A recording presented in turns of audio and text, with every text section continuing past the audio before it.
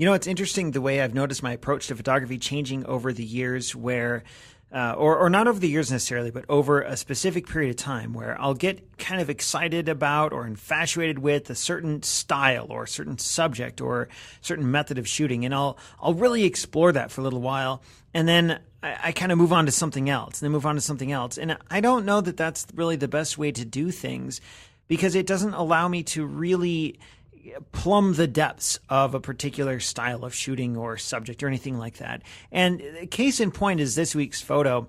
It's the really small parts of a flower petal, or not a petal, but what do you call these? The anthers, I think. Yeah, it's the anthers of a lily flower. If I go back and look at the summer of 2016 when I first got my close-up filters, I was taking photos like this all the time.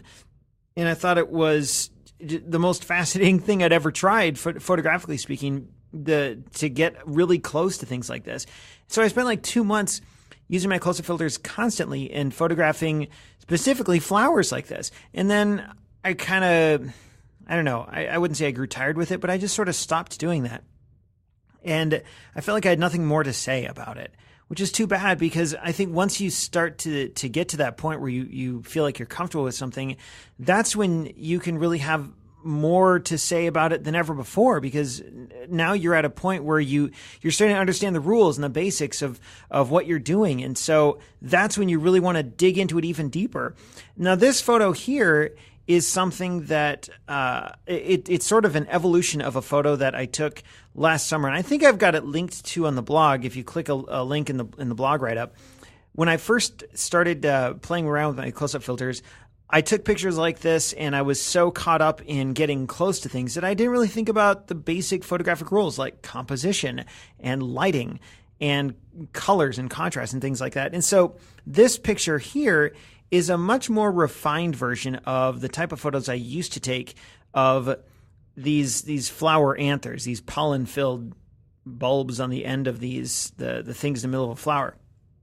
Here, it's much more monochromatic or bichromatic. There's really only two colors, orange and yellow, I guess with a little bit of black or brown in there too.